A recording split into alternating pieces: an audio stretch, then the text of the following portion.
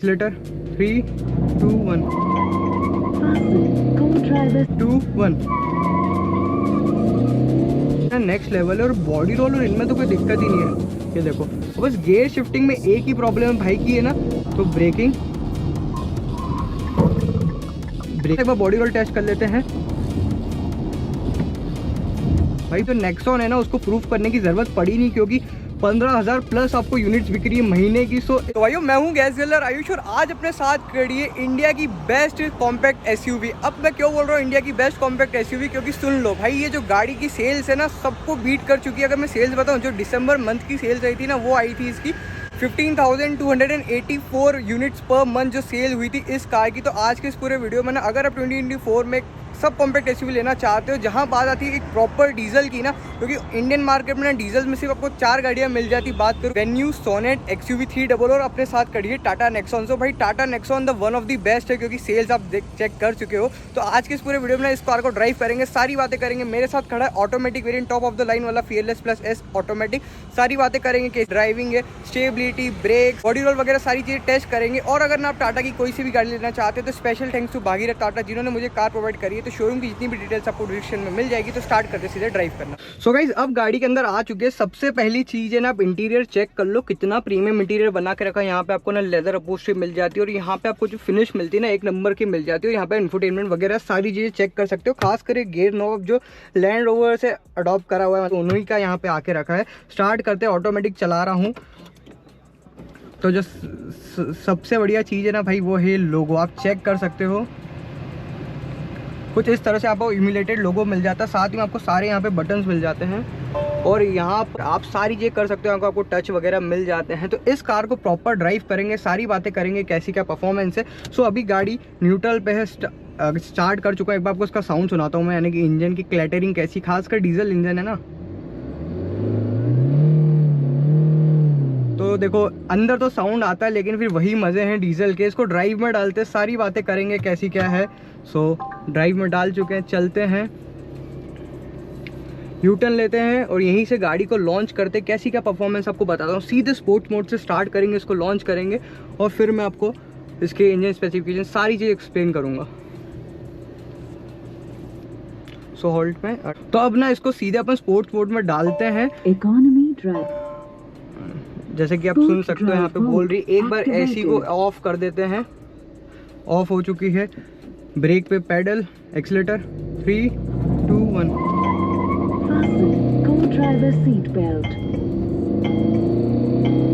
तो वापस इसको लॉन्च करते स्पोर्ट्स मोड में हूँ। 3 2 1।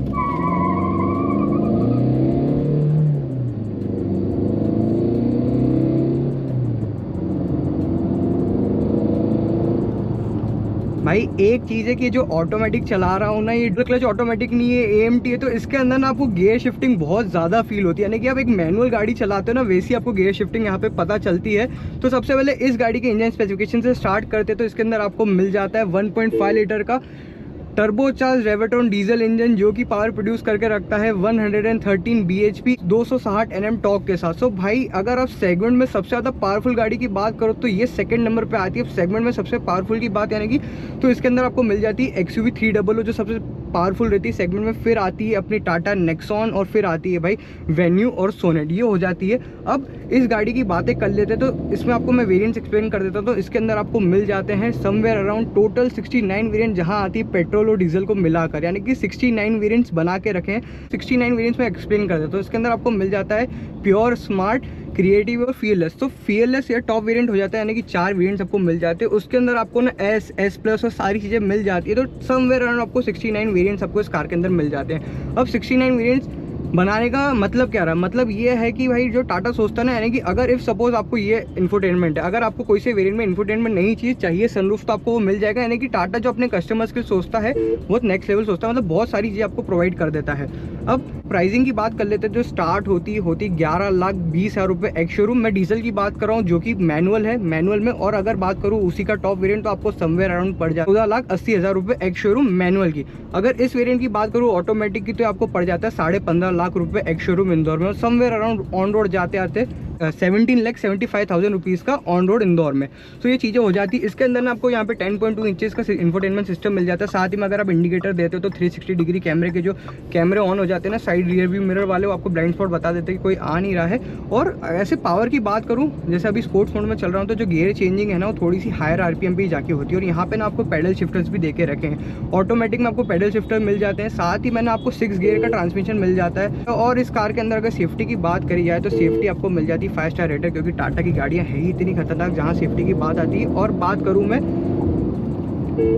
इसके एयरबैग्स की, तो आपको स्टैंडर्ड जो बेस वेरिएंट है ना, उससे आपको 6 एयरबैग्स मिल जाते हैं। अब भाई ये कार ना सेल्स के मामले में मतलब कि सारी कारों को पीछे कर चुकी है। जहां बात आती है सेल्स की, 15,000 प्लस यूनिट एक महीने की बिकी। यहाँ पे भी नेक्सॉन खड़ी है, नई वाली नेक्सॉन है। अब चौराहे पे खड़े तो आप चेक कर सकते हो, यहाँ पे आपको सारे मिल जाते हैं। और यहाँ पे थोड़ा सा स्टिकी हो जाता है, बट कोई मैटर नहीं करता क्योंकि बहुत बढ़िया लगता है यहाँ पे लोगों को। 10.2 इंचेस का इंफोटेनमेंट सिस्टम मिल जाता है, जिसके अंदर आपको एप्पल कारप्ले, साथ ही में एंड्रॉइड ऑटो भी मिल जाता है। और बात करें 360 डिग्री कैमरा भी आपको यहाँ पे मिल जाता है। अगर आपको कैमरा चालू करना तो यहाँ पे बटन देके रखा, आप चेक कर सकते हैं यहाँ पे सारे व्यू अपनी गाड़ी के। 3D में करना है तो आप चेक कर सकते हैं, कुछ इस तरह से आपको मिल जाता है। यहाँ पे साइड में गाड़ी खड़ी, सारी चीज़ आपको मिल जाती है। तो कैमरा क्वालिटी की बात करते हो, अच्छी खासी आपको कैमरा क्वालिटी यहाँ पे मिल जाती है। और भाई देखो, एक अगर आपने ऑटोमेटिक कभी नहीं चलाई या फिर आपने चला कर भी रखी, तो जो इस गाड़ी का ऑटोमेटिक है ना AMT, तो वो एकदम से पावर देता है। यानी कि एक जो डुअल क्लच रहता है ना, कि अगर आप धीरे से एक्सीलेटर रिलीज करो तो आगे बढ़ने लग जाती है, फिर आप हल्का से एक्सीलेटर दो तो इजीली चलती है। ऐसा इसके अंदर सीन नहीं है, एकदम से झटका मारता है और फिर पावर देता है। और बस गियर शिफ्टिंग में एक ही प्रॉब्लम है भाई की है ना, ये देखो इतना मतलब है ना, अगर आप एक्सीलेटर देते हो और फिर एक मैनुअल ज़्यादा फास्ट रहता है वो तो बट ऑब्वियस है, लेकिन ये ऑटोमेटिक ना इतना फील आपको नहीं देगा अगर आप मैनुअल से कंपेयर कर रहे हो तो। सस्पेंशन वगैरह सबकी बातें करते तो सबसे पहले टायर साइज़ की बात कर लेते हो। इसके अंदर आपको 16 इंचेस के टायर मिल जाते हैं। ऐसे रोड पे चल रहा हूँ तो जो कंफर्ट है ना नेक्स्ट लेवल है। और बॉडी रोल और इनमें तो कोई दिक्कत ही नहीं है। ये देखो, सुना आपने अभी भी, देखो सबसे बढ़िया चीज़ है ना ब्लाइंड स्पॉट मॉनिटरिंग कैमरा। जैसे आप इंडिकेटर देते हो चालू हो जाता है, उसकी वजह से सारी चीज़ें क्लियर हो जाती है, कोई आ नहीं रहा है। अब बात करूँ भाई मैं गाड़ी के व्यूज़ की, सो जो ए पिलर है ना भाई, ए पिलर ही है थोड़ा सा बल्कि। अगर मैंने अभी सफारी चलाई थी, आपने देखा होगा सफारी में ए पिलर इतना विजन ब्लॉक नहीं करता, लेकिन हाँ टाटा नेक्सॉन में बट है कि ए पिलर विजन ज़्यादा ब्लॉक कर देता है। ORVM की बात करें तो आपको बड़े से ORVM मिल जाते हैं, उसके अंदर कोई भी इशू नहीं है। और बात करें अगर मैं बैठा हूँ तो जो बोनट व्यू है बिल्कुल विजिबल है, आप चेक कर सकते हो। मुझे तो बहुत ईजिली बोनट व्यू विजिबल हो रहा है। उसको पुल करने में बस एक ही चीज़ की प्रॉब्लम है कि ये जो गियर चेंज करती है ना, थोड़ा सा फील ज़्यादा होता है। और फिर कॉर्नरिंग पे नॉट एन इशू, पुल करे जाओ कोई भी इशू नहीं है। ये देखो अब इतनी देर में आने की सिर्फ 1 सेकंड लगभग ले लिया। ब्रेकिंग की बात करें तो ब्रेकिंग भी अच्छी खासी। और साथ ही में अगर आप जैसी हार्ड ब्रेकिंग करते हो ना, तो गाड़ी के अंदर ना हैज़र्ड लाइट ऑन हो जाते हैं कि एकदम से कुछ हुआ है उसकी वजह से। सो ये चीज़ें हो जाती है। इसके बारे में बात करूँ इसकी ग्राउंड क्लियरेंस की, तो भाई इसके अंदर ना बेस्ट इन द सेगमेंट आपको ग्राउंड क्लियरेंस मिल जाती है। 208 mm की ग्राउंड क्लियरेंस मिल जाती है, जो कि बहुत अच्छी है। और बात करते हैं इसकी फ्यूल एफिशिएंसी की, क्योंकि सबसे मेन चीज़ है अगर आप डीजल लेते हो ना तो फ्यूल एफिशिएंसी के लिए ही लेते हो, साथ में पावर के लिए भी लेते हो। लेकिन फ्यूल एफिशिएंसी जो इस कार के अंदर आपको मिल जाती है वो समवेयर अराउंड, अगर आप सिटी में चलाते हो तो 19 से 20 का एवरेज देगी। अगर आप इसको हाईवे पे ले जाते हो तो ये आपको दे देगी somewhere around 24 to 25 kilometre per litre as per your driving style. So ये इसके अंदर मिल जाती है। और भाई एक और चीज़ इसके अंदर है, जैसे कि आप इंफोटेनमेंट, सपोज आप नेविगेशन ऑन करके रखे हो यहाँ पे, अगर अपने फ़ोन से या फिर बट ऑब्वियस आप फ़ोन से करोगे तो यहाँ पे जो नेविगेशन है ना वो आपको यहाँ पे भी डिस्प्ले होगा। यहाँ पे जो आपकी MID रहती है ना उसके अंदर भी चीज़ें शो कर देगी। और एक बार पैडल शिफ्टर भी यूज़ कर लेते हैं। कैसे क्या पैडल शिफ्टर्स हैं, ये देखो जैसे M2 भाई, पैडल शिफ्टर्स का जो रिस्पांस है ना ज़्यादा क्विक है कंपैरेटिवली, ऑटोमेटिक अपने हिसाब से चलती है।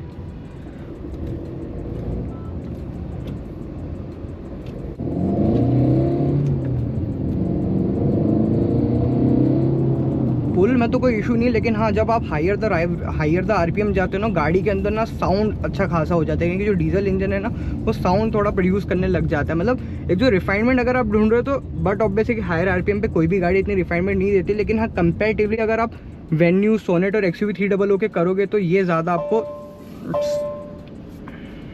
आपको ना फील करवाएगी कि हाँ डीजल इंजन, मतलब इतनी रिफाइनमेंट आपको फील नहीं होगी। अब बात करते हैं पैनल गैप्स की, तो इसके अंदर बहुत बढ़िया तरीके से पैनल गैप फील अप करके रखे, कहीं पे भी ऐसा कोई है नहीं। क्योंकि पहले दिक्कत यही आती थी कि जो पैनल गैप्स और ये रहते थे ना वो इस गाड़ी के अंदर ज़्यादा विजिबल रहते थे। अब इसके अंदर ऐसा कोई है नहीं। एक जो गियर शिफ्टिंग है ना वो थोड़ा सा डिसअपॉइंट करेगी अगर आप ऑटोमेटिक चलाओगे, लेकिन वही बात है मैनुअल की, तो मैनुअल चलाओगे तो आपको कोई ऐसा इशू आना है नहीं। अब भाई अगर आप ना 2024 में एक सब कॉम्पैक्ट एसयूवी लेना चाहते हो, भाई ये नेक्सॉन को प्रूफ करने की ज़रूरत ज़रा भी नहीं है, ऑलरेडी प्रूफ कर चुकी। थोड़ा सा एक बार बॉडी रोल टेस्ट कर लेते हैं।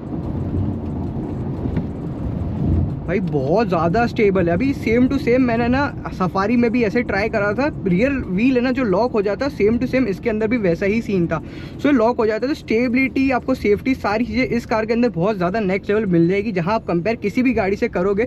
बट ऑब्वियसली XUV 300 के अंदर भी आपको 5 स्टार रेटेड कार मिल जाती है, लेकिन जो नेक्सॉन है ना उसको प्रूफ करने की ज़रूरत पड़ी नहीं, क्योंकि 15,000 प्लस आपको यूनिट्स बिक रही है महीने की। सो इस गाड़ी को प्रूफ करने की ज़रूरत है नहीं, ऑलरेडी ये मास्टरपीस बना चुकी है टाटा। सो भाई यही था पूरा का पूरा drive review on the new Tata Nexon facelift के बारे में। अगर ना आपको गाड़ी चाहिए जो एक सेफ्टी रेटेड हो, साथ में फीचर्स आपको अनलिमिटेड मिल जाए, नेक्स्ट लेवल फीचर्स मिल जाए, तो उस चीज़ के लिए, और लुक्स भी जो है ना गाड़ी के नेक्स्ट लेवल कर दियो। सस्पेंशन की बात करें तो राइड भी बहुत बढ़िया है, यानी कि आप ड्राइव करते हो ना 16 इंचेस की वजह से आपको जो राइड मिलती है बहुत ज़्यादा कंफर्टेबल मिल जाती है। तो भाई यही थी सारी की सारी चीज़ें इस नेक्सॉन फेसलिफ्ट के बारे में। अपने विचार एक बार कमेंट सेक्शन में ज़रूर बताना। तो भाई मिलते हैं अगले किसी रिव्यू में, अगले किसी ओनरशिप एक्सपीरियंस में। तब तक के लिए सब्सक्राइब कीजिएगा गैस ग्रिल और आयुष को। धन्यवाद।